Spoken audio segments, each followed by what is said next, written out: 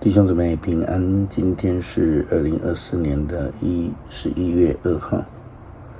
今天的经文是诗篇119篇第1节到第8节，民数记第9章第9节到14节，路加福音第10章25节到37节。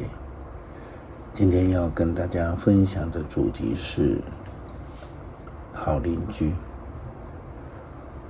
今天下午会受邀，将会参加一场婚礼。新郎是来自瑞典的大卫。代表新郎这一方呢，我要献上祝福。新郎的家人一行10多人特地从瑞典来到台湾，要参加这个婚礼。虽然这几天巧遇强台抗瑞侵台但是相信除了这个台风的威力之外，他们一定可以感受到台湾人，特别是女方家人那种满腔热情的接待那种威力。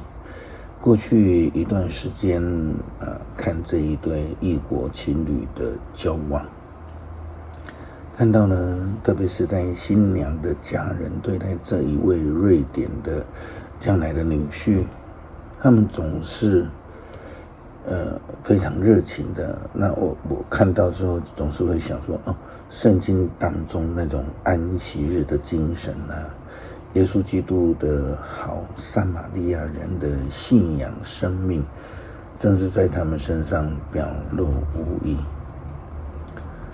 我相信对于这一些来自远方的瑞典新郎家人来说，告诉他们说不用担心，大卫已经被我们当成跟台湾人一样了，甚至要跟他们讲说，新娘的家人已经视他为己出了。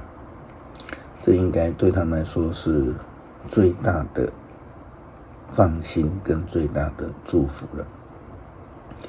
民数记第9章第9节到14节，特别是14节，摩西的诫命当中特别告诉以色列人，对外邦人的态度应该如同对自己家人一样的，是无差别的待遇。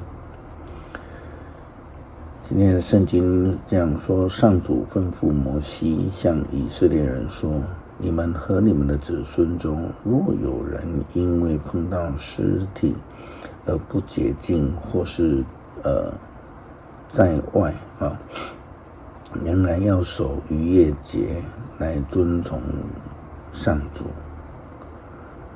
这样的人可以吃1个月，就是说2月14号的晚上守节，要用无酵饼和苦菜庆祝，但不可把剩余的食物留到第2天早上，不可折断牲畜的骨头，要根据所有的条例来守逾越节。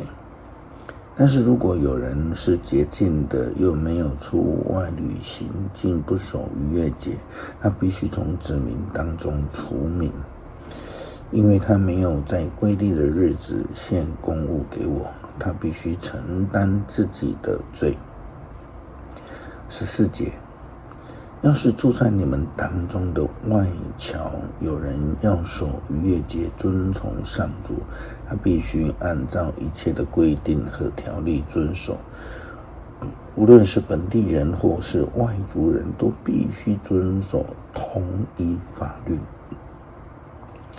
14节说得非常的清楚，本地人和外族人都是一视同仁，没有差别。如果以这样的一个正确的关系来看外国人，怎么还会有那种错误的外邦人的歧视呢？要成为外族人的好邻舍，用上帝的爱来彼此相待。当耶稣基督在教导跟随者要爱人如己的时候，有人就挑战他说，谁是我的邻舍？耶稣基督就说了一个比喻，这记载在路加福音第10章25节到37节。有一个法律教师前来试探耶稣说，老师，我该做什么才能够得到永恒的生命？耶稣说，法律书上说的是什么？你怎么解释的呢？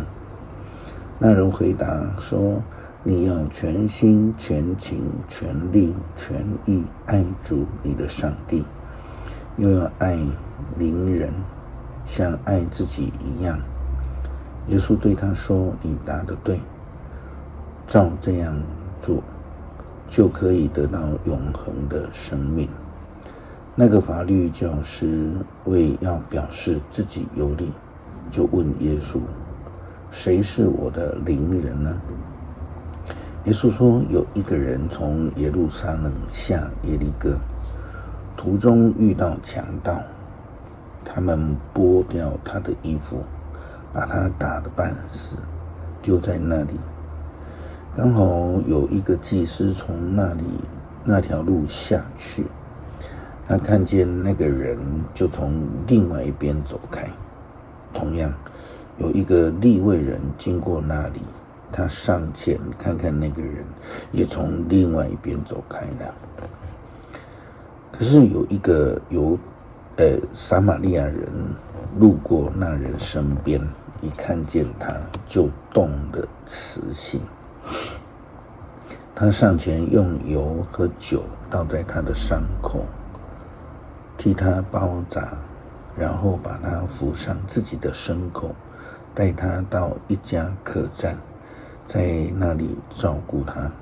第二天，他拿2个银币交给客栈的主人，说，请你照顾他，等我回来经过这里，我会付清所有的费用。于是耶稣问，依你的看法，这3个人当中，哪一个是遭遇到强盗那人的邻人呢？法律教师回答，以仁慈待他的那个人。耶稣说，那么你去照这样做吧。